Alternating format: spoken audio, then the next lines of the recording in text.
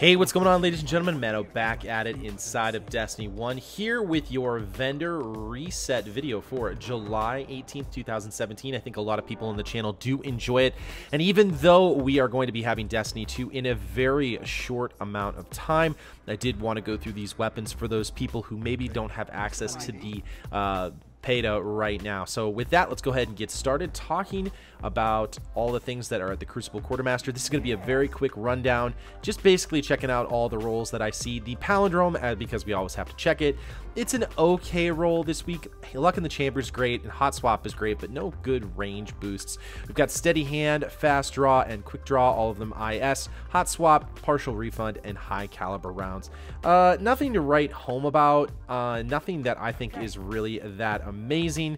Nothing that I think that you have to have. Going over to the Anton's rule, that's actually a really nice roll. It does have Rangefinder on it, which is great. It also has fitted stock with high caliber rounds. These two together would be very good along with Outlaw. We've got True Sight, Sure Shot, and Quick Draw. So we've got Army of One along with that as well. So pretty happy about that. That's not bad at all. Sorry about that. I'm still getting used to the mouse keyboard thing. The event horizon this week is not bad. It's not bad. It has the explosive rounds. It's got perfect balance, which is really stable. It does have long view SLR10, which is actually my favorite scope after the short gaze scope. So Firefly, explosive rounds, perfect balance with Army of One, and spray and play do make this a pretty good weapon in my opinion. So I think not too bad. Really everything else is not too great in my perspective. Let's go look at the other vendors right now. All right, we're here at the Vanguard Quartermaster. Really the only things that I see here that are worthwhile are maybe the Parthian shot. It has a rangefinder boost, which is pretty decent, and it does have perfect balance, and it does have rodeo. I think those three together would be decent. Red Dot ORA2 along with Quick Draw and OEG rifle scope. So not bad. Not a great roll though either. We have an basically another Fatebringer roll over here with our Angel's Advocate, which this is literally a Fatebringer roll. We've got Outlaw, we've got perfect balance, explosive rounds, Firefly, who's next, ranged lens, as well as OEG. So if you need another one of those Fatebringer rolls, check that out. How dare you? Really nothing great there. The Teacup Tempest isn't bad as well. It does have rangefinder and hand loaded. I'm not a big fan of this rate of fire of sidearm. It does have high caliber rounds as well. Mulligan, Cascade, Fast Draw, Quick Draw, and True Sight. So not bad as well if you need one of those. Really everything else in here isn't too great either. Let's go on over to Dead Orbit and see what's going on over here with all of his stuff. Let's take a look and see if he's got anything that's worthwhile for us. Let's go ahead and do this, and we've got the Extremophile, which isn't bad. I would say pass on this one this week. I don't think that's a very strong roll at all. Going over to our Keystone, if it's got crowd control, it's worth a peek, especially if it has explosive rounds. I'm not really a huge fan of this one either. Not great. Those are the weapons you're going to want to be looking for over at this vendor. Really nothing else that you're really going to want to pick up this week. Let's go on up to Future War Cult and see what's going on over there. Really excited to see what happens to all of the different vendors as well as all the different factions when Destiny 2 comes out. Lots of surprises that are in store, so I can't wait to see those. Going on over to our hand cannon here, the Whale. I would say skip that. The range on that is always pretty poor. The Waltz could be good if it's got a nice roll on it. We can see if it's got anything good. It does have perfect balance, but you have to trade that for Feeding Frenzy. I would skip that this week, honestly, if you're looking for another hand cannon to use. The Wounded has Zen Moment on it, which isn't bad. Yeah, I would pass on this one as well. This might be good for the Crucible, but full auto along with triple tap, Zen Moment stability, it'd be stable, but it would probably not very strong in PvE just because of the way that most people are playing that. You really need to have explosive rounds with that.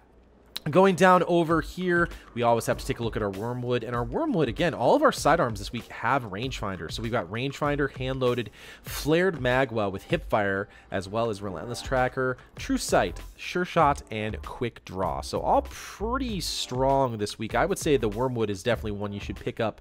The sidearms haven't been too great. I think this is obviously the best one, especially because it's got that rangefinder.